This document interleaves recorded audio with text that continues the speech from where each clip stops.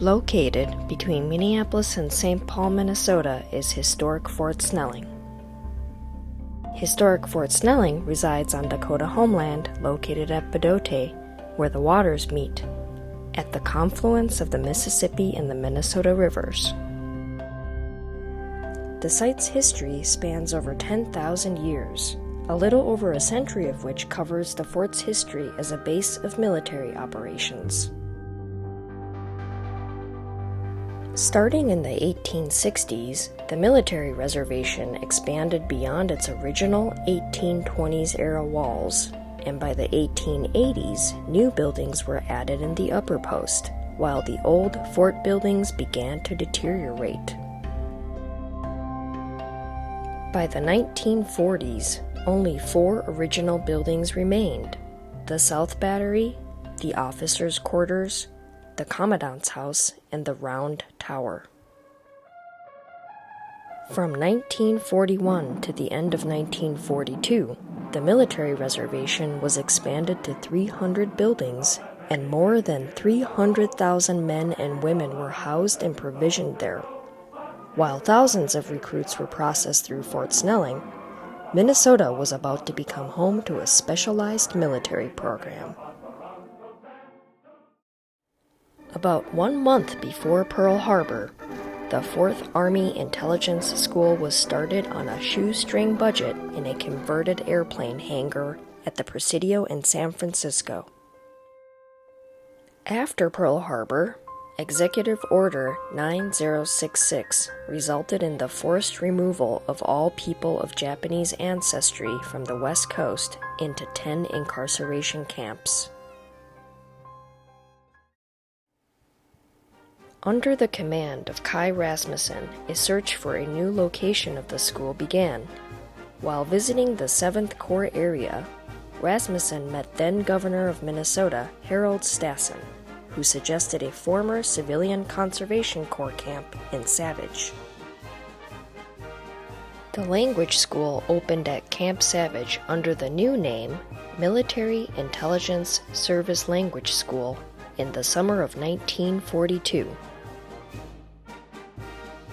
In 2 years' time, Camp Savage graduated about 1,200 Nisei, or second-generation Japanese Americans, and 200 other soldiers, taught by 90 instructors.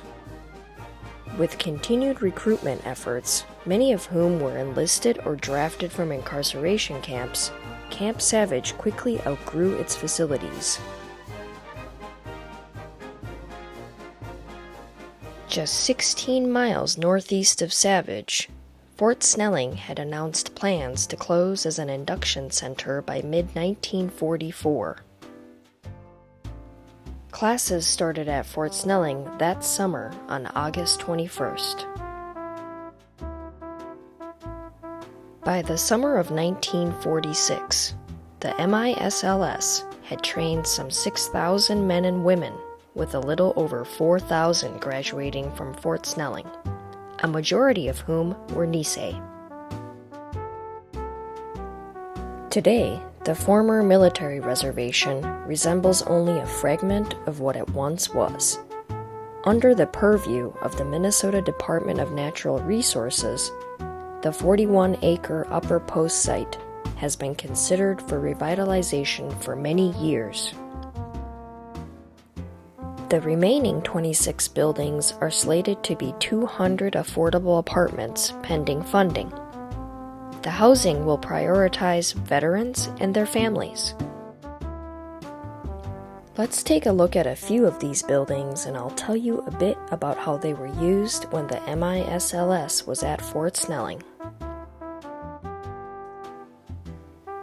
We'll visit some buildings in both the lower post at historic Fort Snelling and the upper post.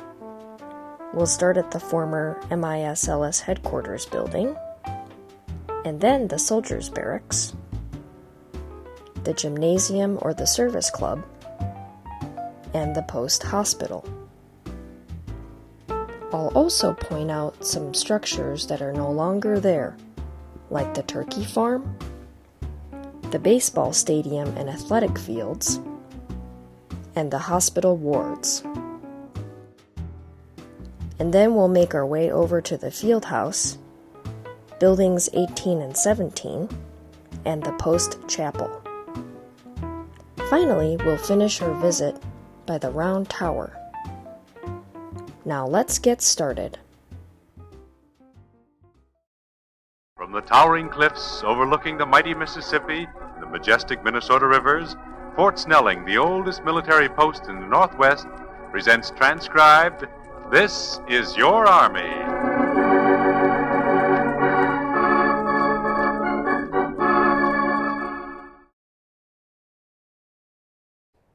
I'm standing here about a half-mile south of the lower post, in front of the band barracks building, building number 57 on Taylor Avenue. The building behind me here was originally constructed in 1903 to house 28 musicians. And we can see that it is really close to the headquarters building right behind me, where you see the clock tower in the middle, because the band would play morning guard mounts and evening retreat ceremonies. The 1946 MISLS album called this building the brain cell for all military orders and housed the offices of the commandant, the assistant commandant, and the director of intelligence, among others. Now I'm standing a little further down Taylor Avenue, and the buildings behind me are the former infantry barracks that date back to the late 1880s. They are buildings 101, 102, and 103. They housed the school's director of academic training, military training, and also the library. Building 102 was used as classrooms for the MISLS. Although these buildings are not accessible, Building 103 can be explored through the University of Minnesota's virtual MISLS application. The app gives you an inside look at the former barrack, and you can learn the history of the school through photographs and stories from former students. By the summer of 1945, there were 125 classrooms with about 20 students in each class. The language training program was overseen by John Iso, the director of academic training. The program taught students reading, writing, and speaking Japanese, translation, interpretation, and interrogation with a focus on military and technical terms, Japanese geography and map reading, and radio monitoring. Their daily schedules were intense, with classes from 7:30 or 8 in the morning to 5 p.m. with lunch and dinner breaks, followed by an evening study session from 7 to 9 p.m. Many continued to study after lights out under the covers with a flashlight or in the latrines. In 1945, the Chinese and Korean language divisions were also added, and after Japan's surrender, the curriculum focus shifted to oral communication. And on the other side of Building 103 at the far end would have been another barrack that looked just like these and two square brick buildings. They were all demolished in the 1960s with the construction of the Twin Cities International Airport. It was noted in the school album that the brick school buildings were bulwarks against Minnesota's climatic ferocity. They must have been an upgrade from the rather hastily constructed facilities at Camp Savage, and definitely superior to the temporary tar paper shacks, nicknamed the Turkey Farm. And beyond here at the very end of Taylor Avenue would have been the Turkey Farm next to the Fort Snelling Reception Center. It housed incoming and outgoing personnel from various companies. One student, Ko Sameshima, recounted his reaction when he arrived from an incarceration camp in December of 1944. It was especially morale-shattering for me to be assigned quarters in a 5-man tar and paper shack in a sector of rows of such shacks. Another student expressed relief in moving from the smoky ice boxes to the luxurious comfort of the brick barracks. And looking back up over to the lower post, you have to imagine that this street would have been lined with elm trees, and before the highway bisected the upper post from the lower post, Taylor Avenue would have extended all the way to the round tower.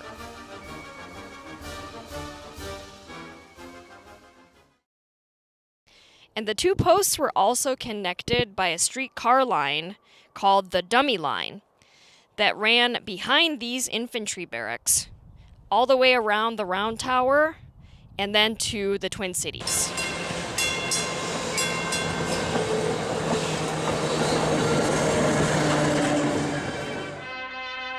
The MISLS training history stated one of the reasons for moving to Minnesota as the nearness of two large cities, Minneapolis and St. Paul, where students could readily be absorbed for recreation purposes. The cities offered a weekend getaway for Nisei to enjoy the movies, restaurants, and bars. Back at the fort, off-duty entertainment was enjoyed at the fort's Post Theater, located around where Highways 55 and 5 meet today. The Post Theater would have been in this area before the construction of the highways. The building behind me is the old gymnasium, or the service club. It was constructed in 1903 and remodeled in the early 1940s. When they remodeled it, they included a ballroom on the second floor, a lounge, a reading room, and pool tables on the main floor, 3 bowling lanes, and a branch post exchange in the basement. The service club must have been a lively place at any given time, with Wednesday night dances, tired students getting their Java fix at the post exchange, and bowling tournaments between companies. Outdoors and across the street from the old gymnasium were the baseball diamonds and athletic fields, where there's a healthy competition amongst the company softball and touch football leagues.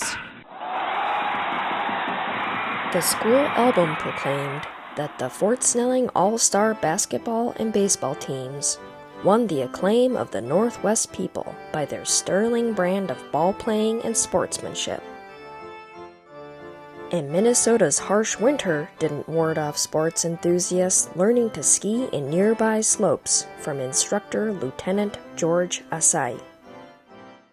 Next to the baseball stadium were rows of temporary buildings constructed during World War II, opposite the post hospital. According to the school's training history, one of these buildings, Ward 11A of Station Hospital, was turned over to be used as barracks for the arrival of an entirely new detachment in the fall of 1944. Only a couple of months after the first class at Fort Snelling, the post welcomed the Women's Army Corps, or the WAC Detachment. By the following summer, their numbers grew to 51 and were housed in 2 wards. These wards were furnished as a day room and squad room, equipped with their own laundry room. With so few women on post, the skewed ratio was approximately 58 men to 1 woman. Although the women were in class separately from the men, their coursework was the same, with the exception of interrogation. During the years since their activation, it was noted that there was not 1 entry made in the company punishment book of the WAC Detachment. Of the 51 women, there were 13 who were sent to work as clerks and translators to Japan. They were the first enlisted women to arrive in Tokyo in January of 1946 and worked in General MacArthur's headquarters. After 6 to 9 months of intense training, the servicemen and women would celebrate their graduation in a commencement ceremony in the field house. I'm standing about a half-mile northwest of where we were in the upper post in front of the former field house. Today it is called the Northern Star Scouting Base Camp. The building was constructed in 1907 to be used as an indoor drill hall. Both the artillery and cavalry troops used it over the wintertime.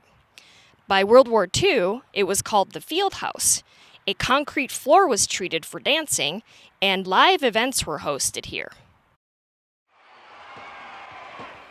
The language school students held boxing matches here.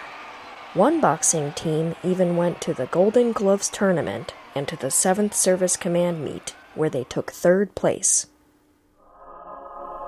Over the Christmas of 1944, the 125-person Nisei Fort Snelling Choir was broadcast worldwide.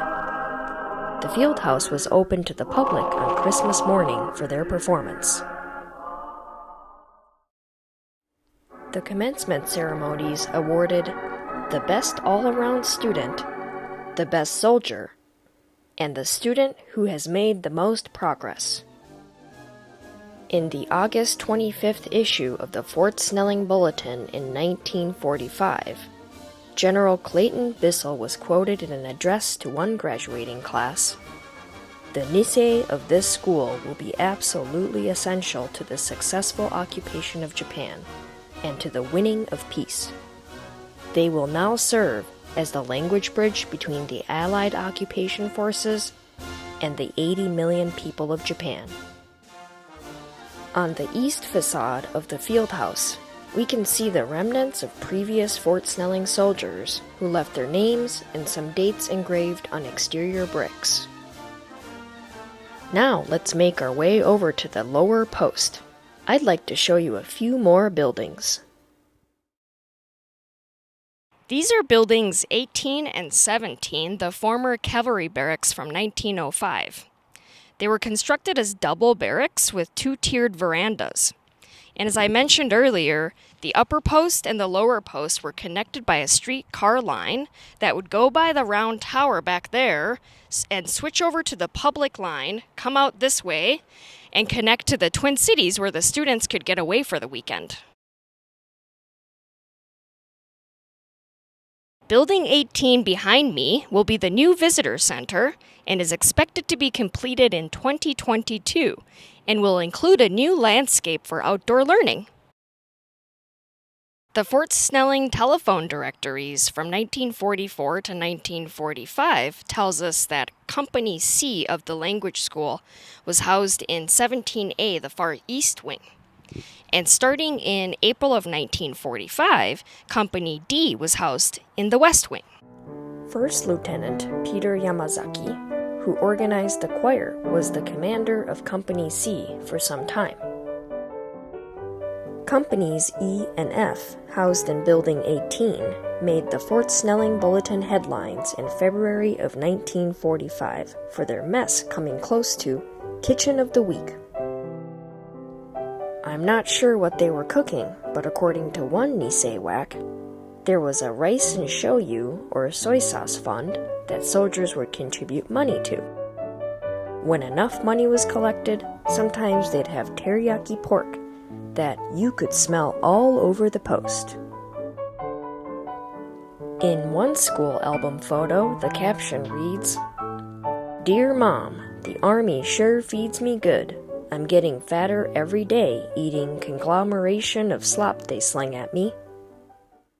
Now let's head down the street towards the Fort Snelling Memorial Chapel. Constructed over the winter of 1927 to 1928, this was the first pansectarian chapel at an Army garrison. It was constructed using salvaged stone from the old Mississippi River Bridge using soldier labor.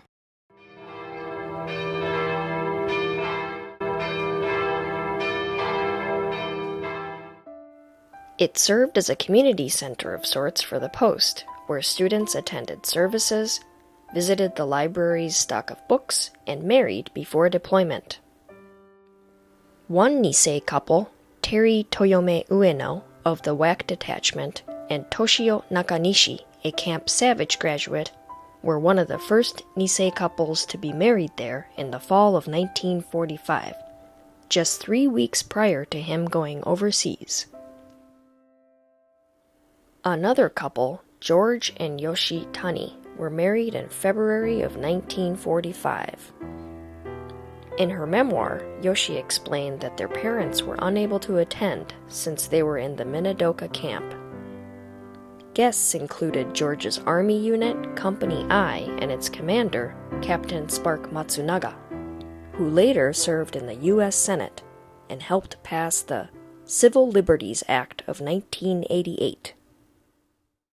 Now let's head back over to the Round Tower where we will end our visit today. The Round Tower is one of the fort's original structures dating back to the early 1820s.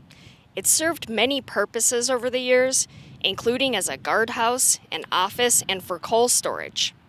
In the 1930s, it was the residence for the post electrician whose wife ran a beauty shop. Later, it was converted and opened as a museum in 1941, operated by the Minnesota Historical Society. However, it was closed for the most part during World War II. In the 1960s, it was restored to what it likely looked like in the 1820s. In June of 1946, the 21st and last class graduated from Fort Snelling. The following month, the school moved to the Presidio of Monterey, California. Earlier in the fall, Colonel Rasmussen held a press conference acknowledging the accomplishments of the Nisei Linguists. The War Department's press release stated that by 1946, graduates had been placed in approximately 130 different Army and Navy units. Never before in history did one army know so much concerning its enemy prior to actual engagement as did the American Army during most of the Pacific Campaign. Information obtained by these men cannot be measured in words, but by the weight of victory itself. Wartime contributions of Nisei were noted and measured in lives saved and victories abroad. All the while, uncertainties of their families and loved ones in incarceration camps must have weighed heavily on their minds and hearts. お父さんお母さんのことをいつも思っております。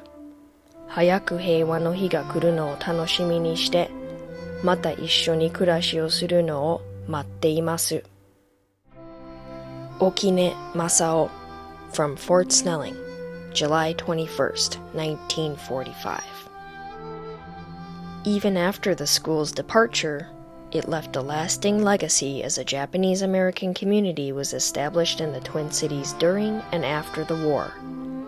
Many soldiers and their families made Minnesota their new home.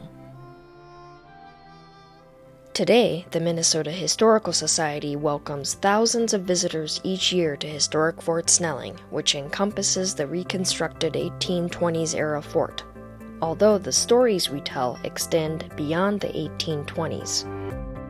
Visitors get to hear the stories of those connected to this place, the stories of Native Americans, enslaved individuals like Dred and Harriet Scott, enlisted soldiers and their families, women, African Americans, and the Japanese Americans in the Military Intelligence Service Language School. Their stories come alive as you walk the grounds where there is so much history. We hope that visitors can walk away learning from the past to better understand the present. Thank you for tuning in to our tour of the Military Intelligence Service Language School at historic Fort Snelling, and we hope that you can visit us in the future.